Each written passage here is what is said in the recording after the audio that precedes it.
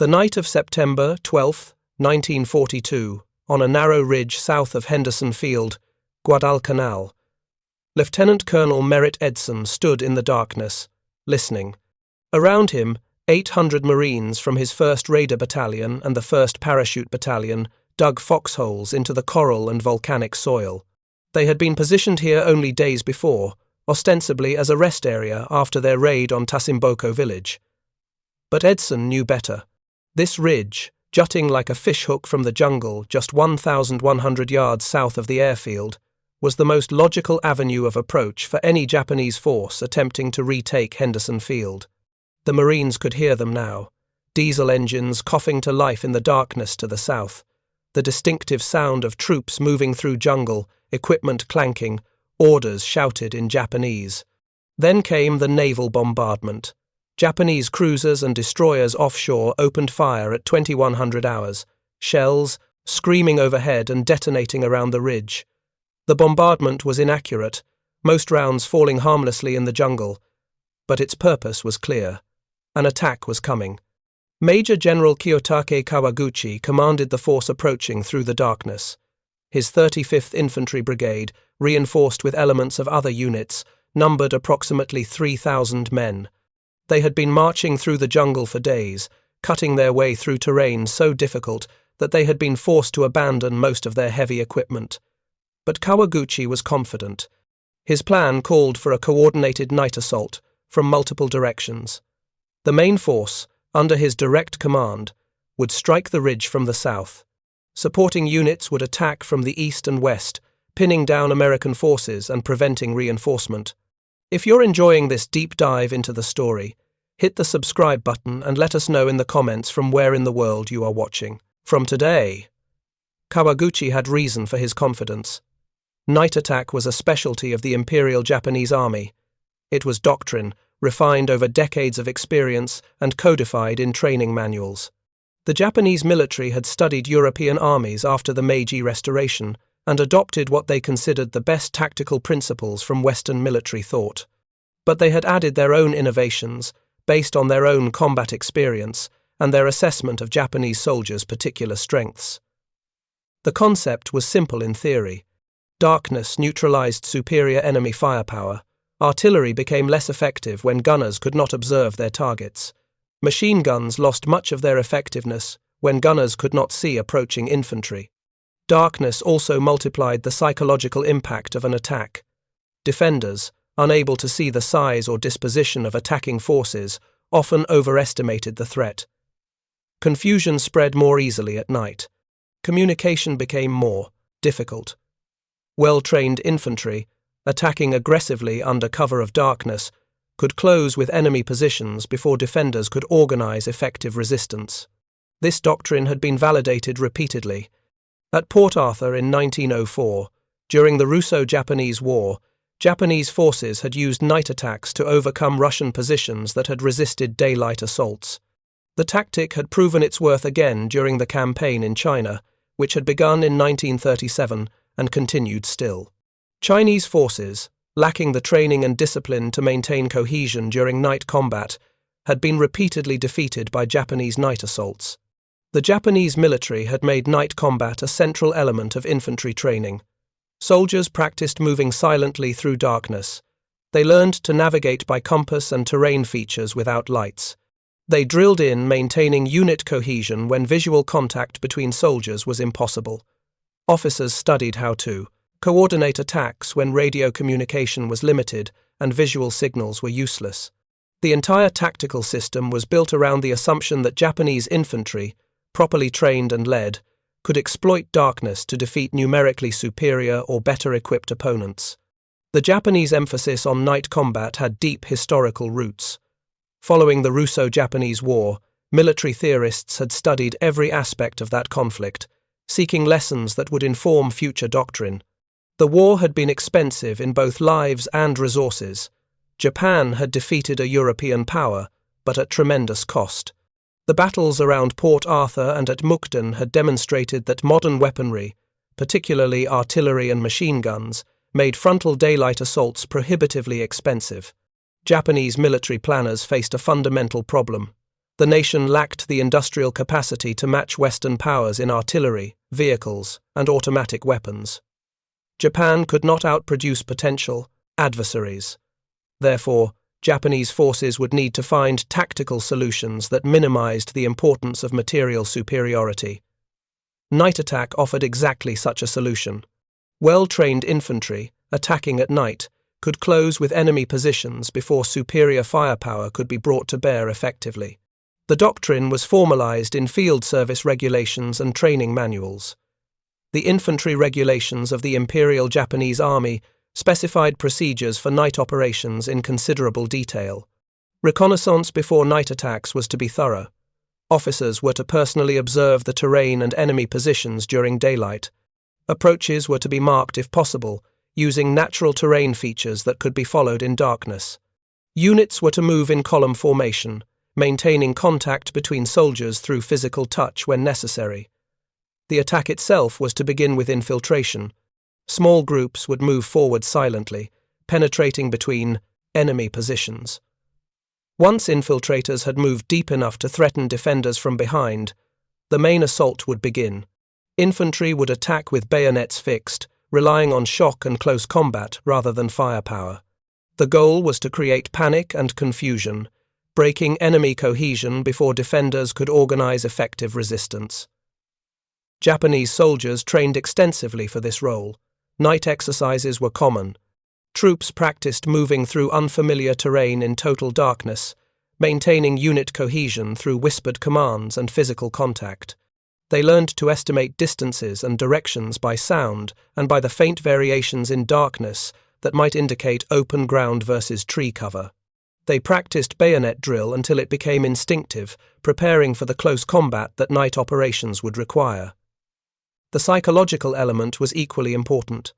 Japanese military culture emphasized spiritual strength.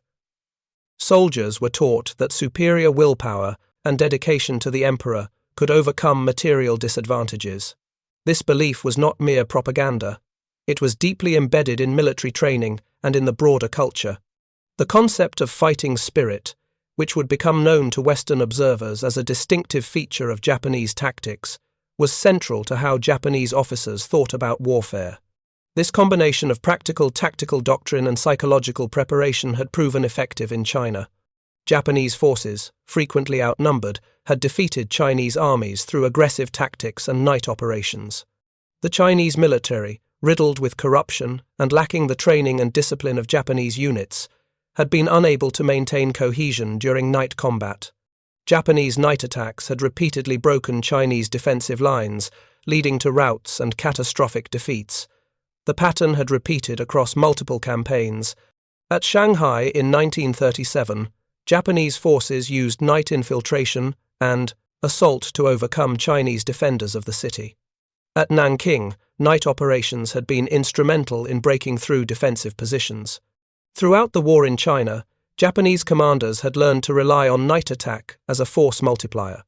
Their infantry could achieve results at night that would have been impossible in daylight, when Chinese artillery and superior numbers could be brought to bear more effectively.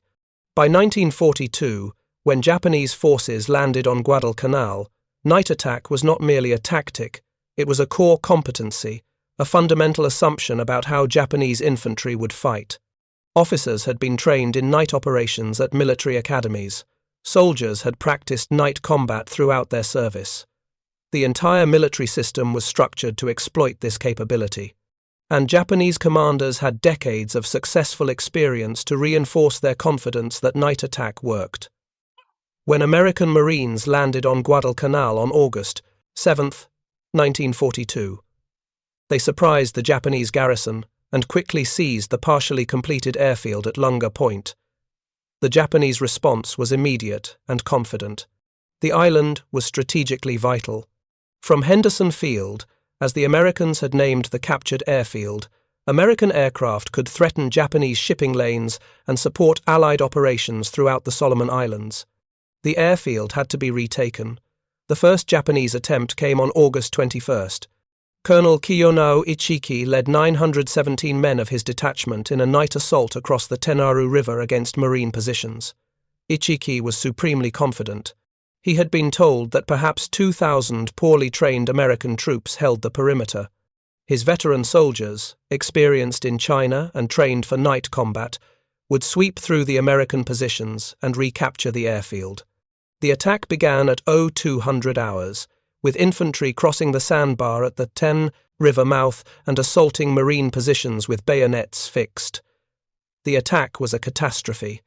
Marines, warned by outposts and organized in prepared positions, met the assault with disciplined rifle fire and machine gun fire. As dawn broke, Marine tanks and artillery joined the fight. By the time the battle ended, the Ichiki detachment had been virtually annihilated. Only a handful of Japanese soldiers survived. The Marines counted over 800 Japanese dead on the battlefield. Japanese commanders analyzed the defeat. Some concluded that Ichiki had been reckless, attacking without proper reconnaissance or adequate force.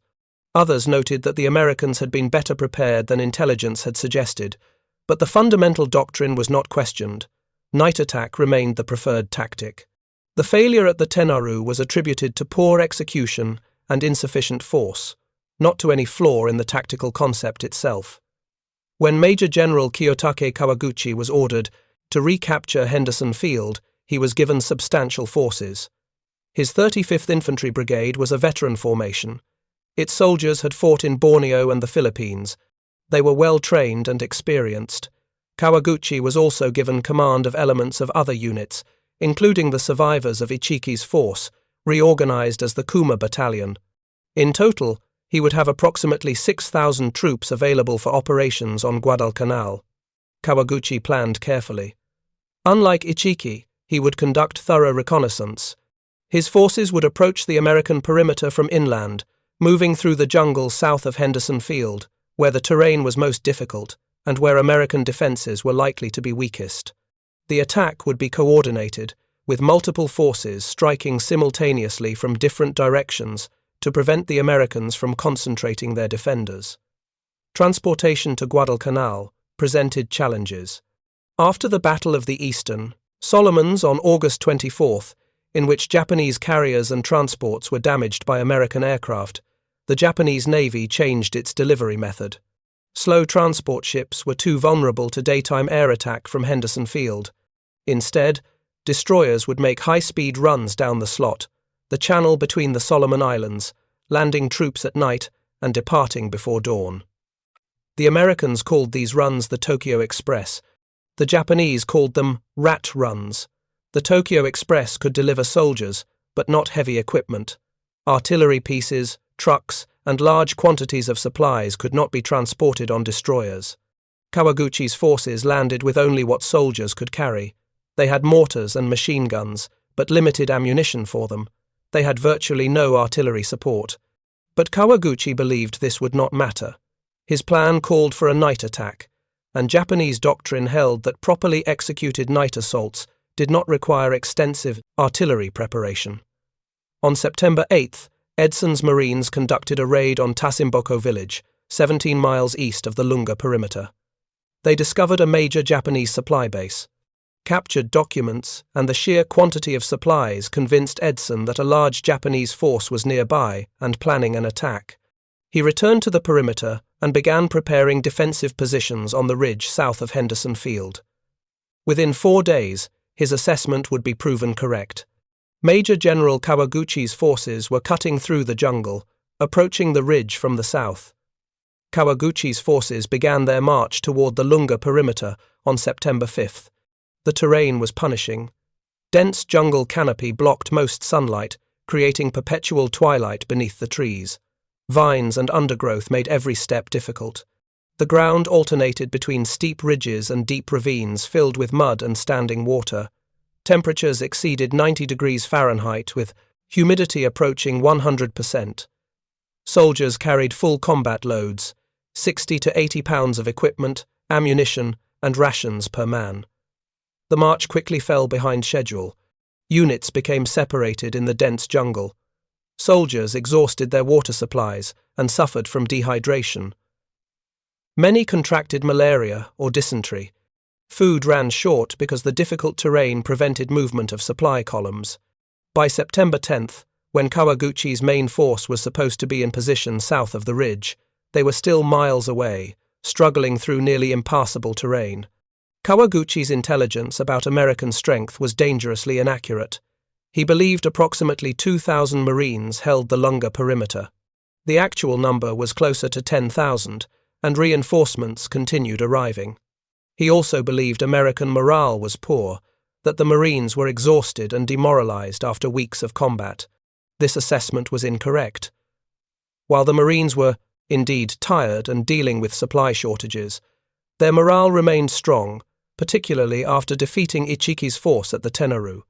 The Marines on the ridge, meanwhile, prepared their positions with increasing urgency. After the Tasimboko raid, Edson was convinced a major attack was imminent.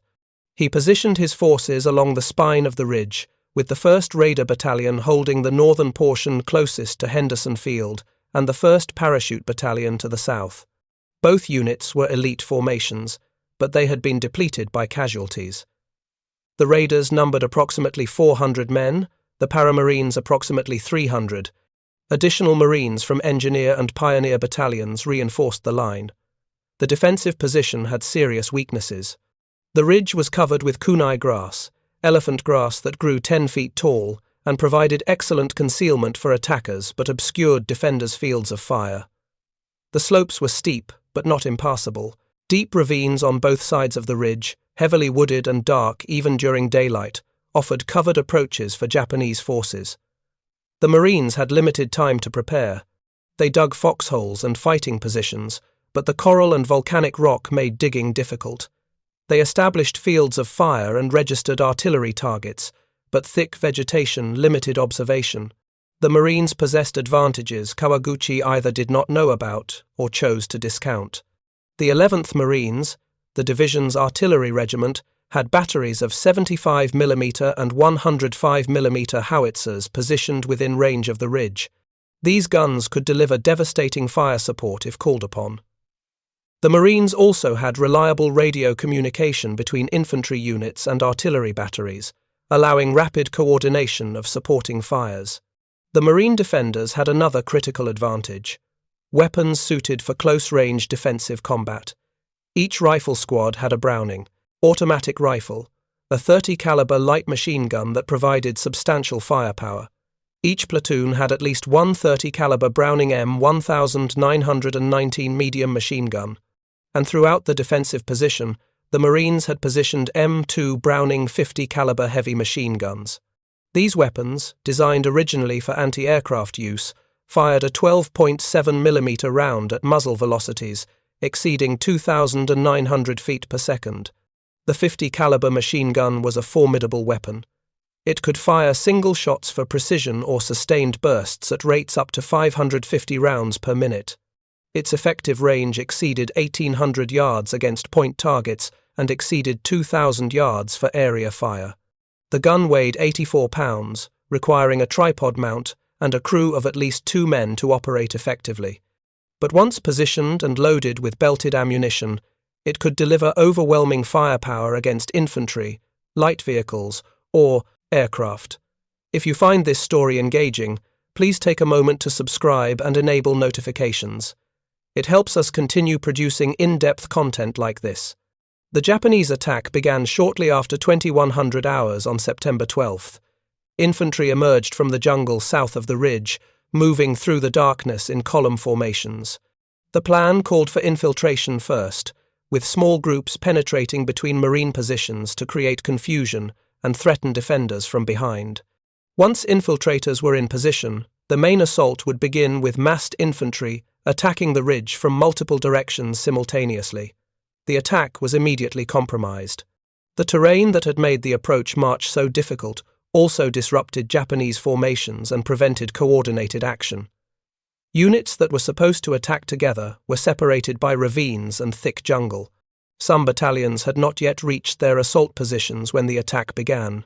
Communication between units broke down almost immediately. Officers could not maintain visual contact with their troops in the darkness.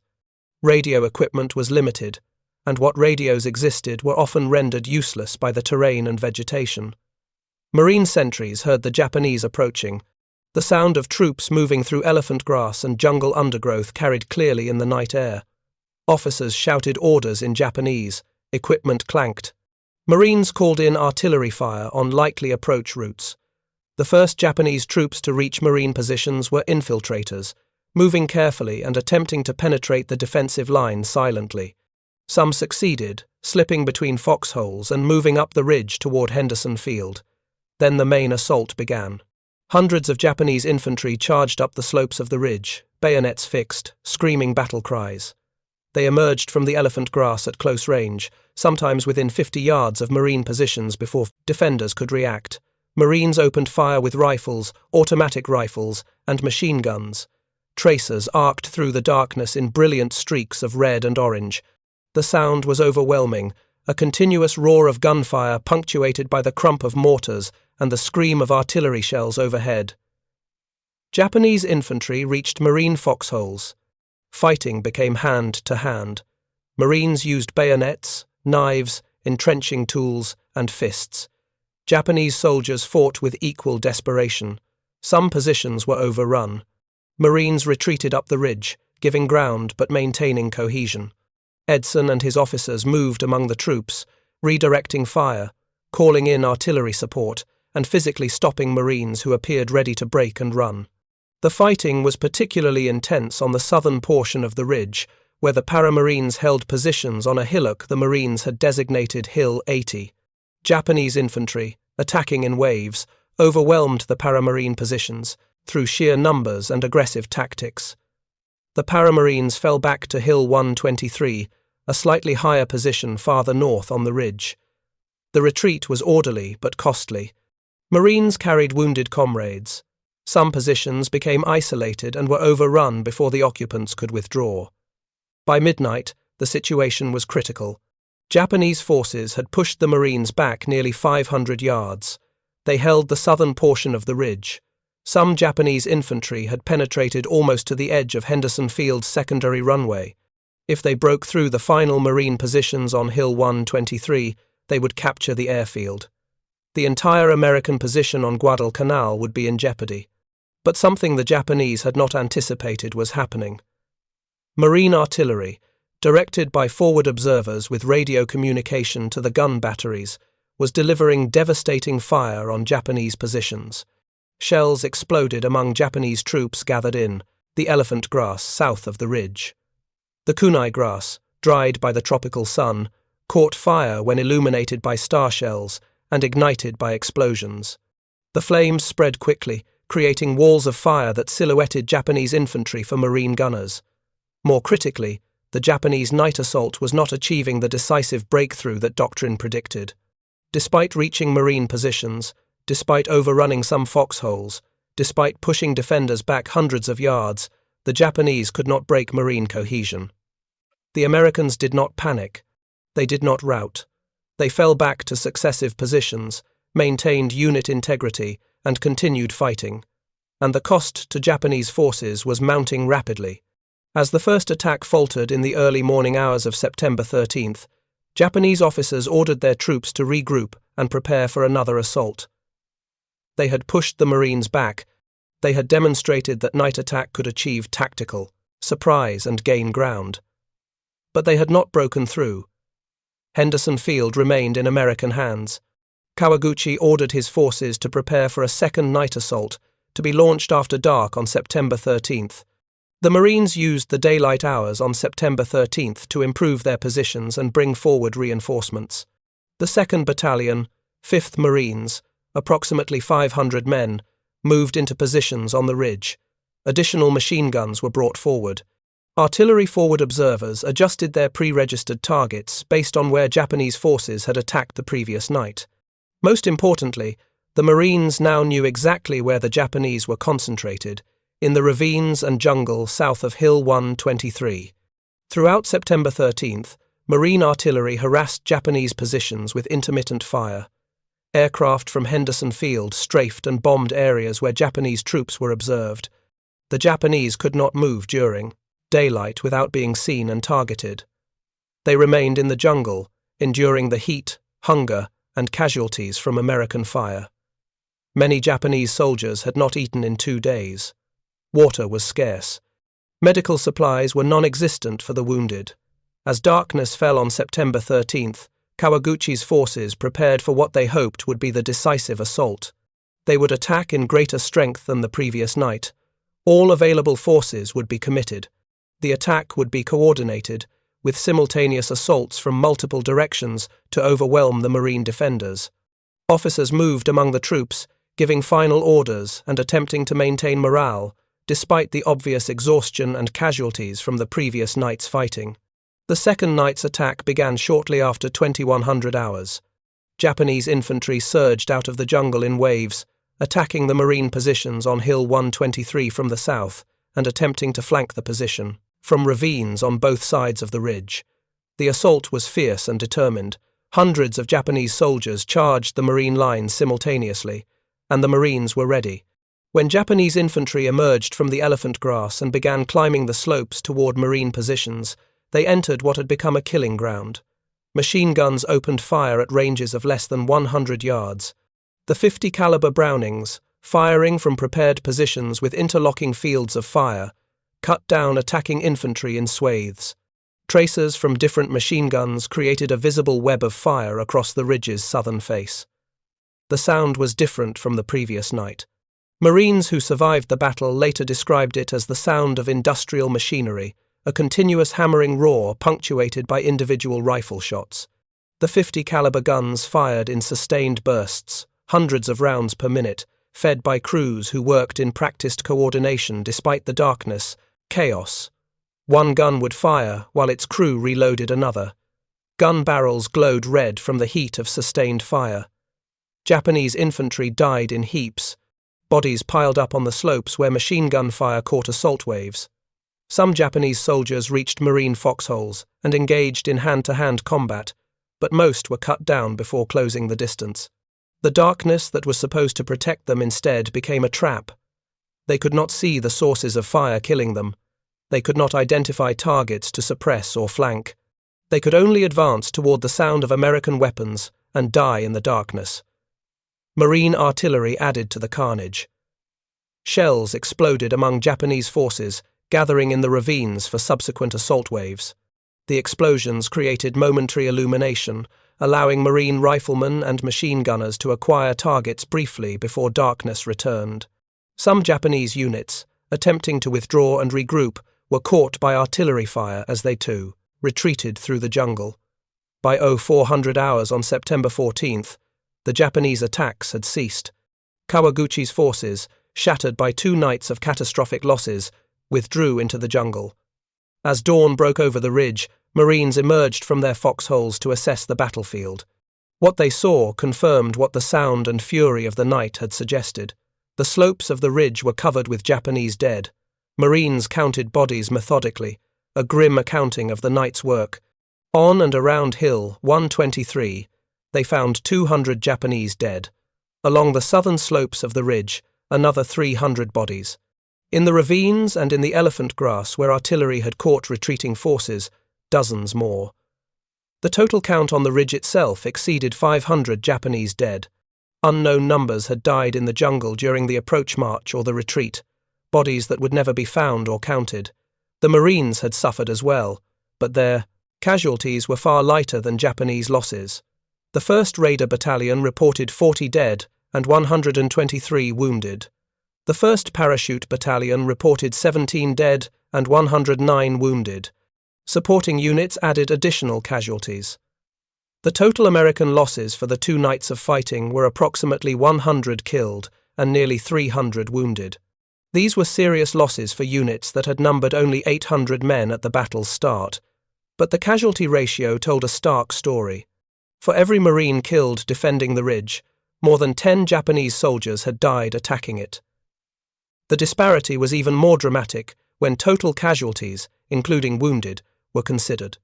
Japanese forces had suffered over 1,200 casualties during the battle and the subsequent retreat. American forces had suffered approximately 400. The ratio was 3-1, and it represented a fundamental failure of Japanese tactical doctrine. Kawaguchi himself survived the battle, though his career did not. He led his remaining forces west, withdrawing to the Matanikau River area where other Japanese units were regrouping. His force, which had numbered over 3,000 men when it began the march toward Lunga Point, had been reduced to fewer than 1,800 effectives. The rest were dead, wounded, missing, or so debilitated by hunger, disease, and exhaustion that they could no longer function as soldiers. On September 17th, a Marine patrol pursuing retreating Japanese forces was ambushed. 24 Marines died in the ambush, a final small victory for Japanese forces acting as rear guard. But this minor success could not obscure the magnitude of the defeat at the ridge. Kawaguchi was recalled to Rabaul to explain his failure to Lieutenant General Harukichi Hyakutake, commander of the 17th Army. When the Japanese mounted their next major offensive on Guadalcanal in October, Kawaguchi was relieved of command after he changed his assigned position without authorization. He would never again hold a combat command. For the Marines who had defended the ridge, the immediate aftermath was both relief and exhaustion. They had held. Henderson Field remained in American hands. The airfield that was the entire reason for the American presence on Guadalcanal was secure. But the cost had been high, and everyone understood that the Japanese would try again. This was not the end of the Guadalcanal campaign. It was only one battle in what would be a 6-month struggle for control of the island. The ridge itself received a new name. It had been called Lunga Ridge on military maps. Some Marines called it simply the Ridge. But after the battle, it became known as Edson's Ridge, named for the lieutenant colonel whose leadership and tactical judgment had been instrumental in the defense. To the Marines who fought there, it was also called Bloody Ridge, a name that captured the intensity and cost of the 2 nights of fighting. The battle had broader strategic consequences that became apparent only later. When Japanese forces failed to recapture Henderson Field in September, Japanese Imperial Headquarters made a critical decision. They halted the offensive toward Port Moresby in New Guinea and redirected resources to Guadalcanal. The defeat at Edson's Ridge forced Japanese commanders to confront uncomfortable truths about their tactical doctrine. Night attack, the tactic that had proven so effective in China and that formed the centerpiece of Japanese infantry training, had failed catastrophically against the Americans. The reasons for that failure became subjects of intense analysis at Japanese headquarters throughout the Pacific. The terrain had been more difficult than anticipated. The thick jungle and steep ravines had prevented coordinated action. Units became separated. Communication broke down.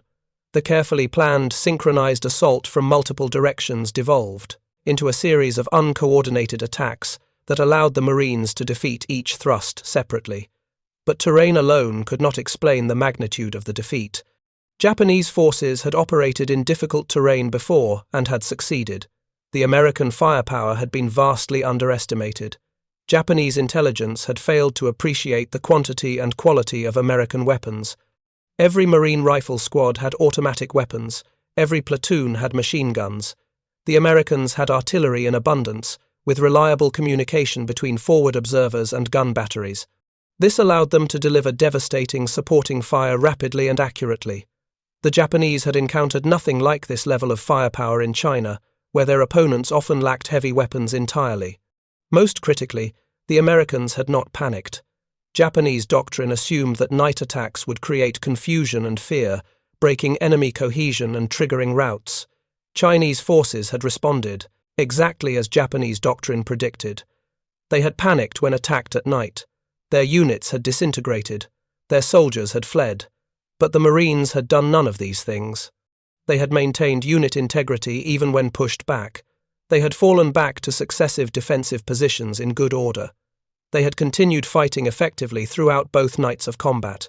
Captured Japanese documents from later in the war revealed how profoundly the Guadalcanal battles affected Japanese tactical thinking. A Japanese officer, writing about lessons learned from the campaign, noted that American forces did not behave as Japanese training had predicted. They did not panic when flanked. They did not break when attacked at night. They maintained communication and coordination even under heavy pressure.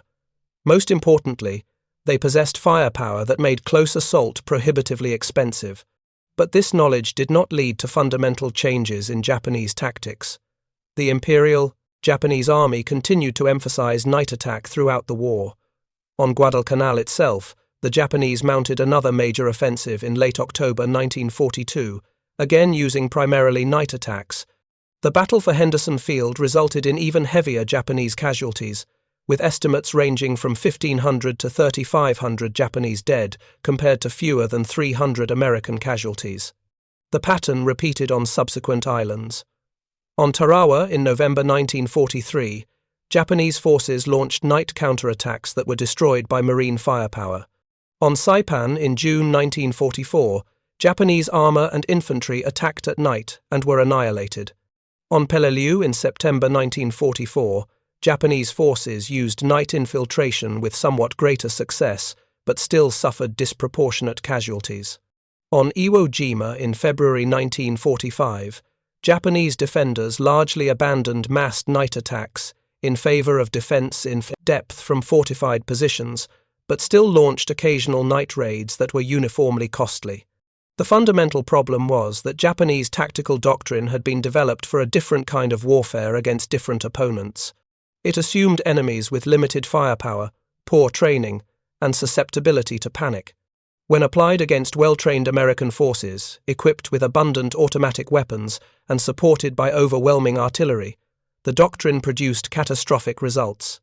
But Japanese military culture made it difficult to abandon tactics that had been successful in the past and that were deeply embedded in training and institutional memory.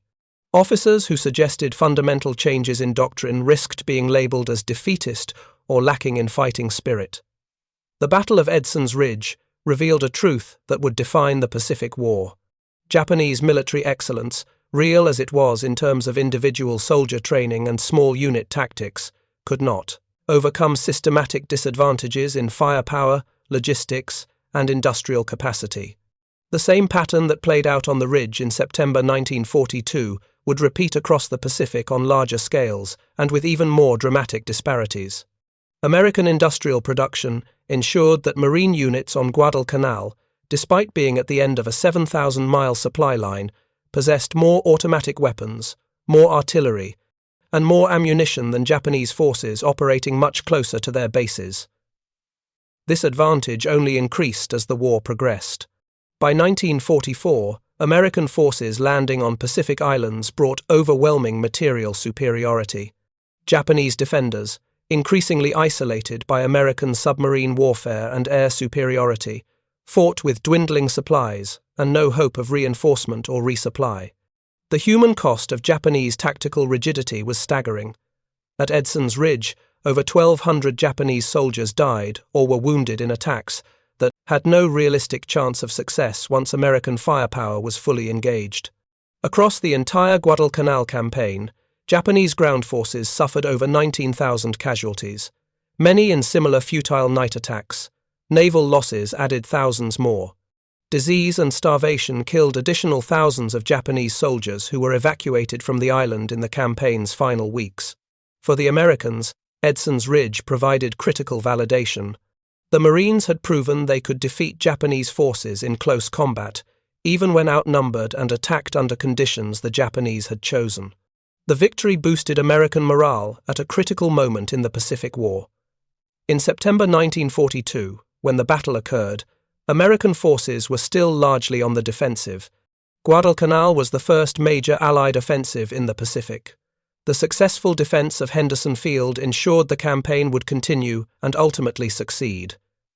Merritt Edson received the Medal of Honor for his leadership during the battle. The citation noted his tactical judgment in positioning forces on the ridge, his personal courage under fire, and his leadership in rallying Marines during the critical moments when the defense appeared close to breaking. He survived the war and retired as a major general, though he struggled with post-traumatic stress and died by suicide in 1955. His legacy lived on in the Marine Corps, where the battle he led became a case study in defensive combat and small unit leadership. The Marines who fought on the ridge, those who survived, carried memories of those 2 nights for the rest of their lives. They had experienced combat at its most intense and personal. They had fought hand to hand in darkness. They had seen friends die beside them. Many suffered from what was then called battle fatigue, and would later be recognized as post-traumatic stress disorder. But they had also proven something important to themselves and to the Marine Corps. They had held against a determined enemy attack under the worst possible conditions. The ridge itself, that narrow spine of coral and volcanic rock jutting from the jungle south of Henderson Field, became sacred ground in Marine Corps history. Today, it is part of a national park in the Solomon Islands. The jungle has reclaimed much of the battlefield, but traces of the fighting remain. Rusted ammunition, fragments of weapons, and occasionally human remains still emerge from the soil. Visitors can walk the ridge and imagine what those 2 nights in September 1942 must have been like. The Japanese had believed Americans could not fight at night, that Western soldiers lacked the discipline and spirit for night combat. On Edson's Ridge, 800 Marines proved that belief wrong. The cost was 1,200, 14 Japanese casualties, and the beginning of the end of Japanese confidence in their tactical superiority. The night, which was supposed to be Japan's advantage, had become just another environment where American firepower and Marine determination prevailed. Thank you for watching. For more detailed historical breakdowns, check out the other videos on your screen now, and don't forget to subscribe.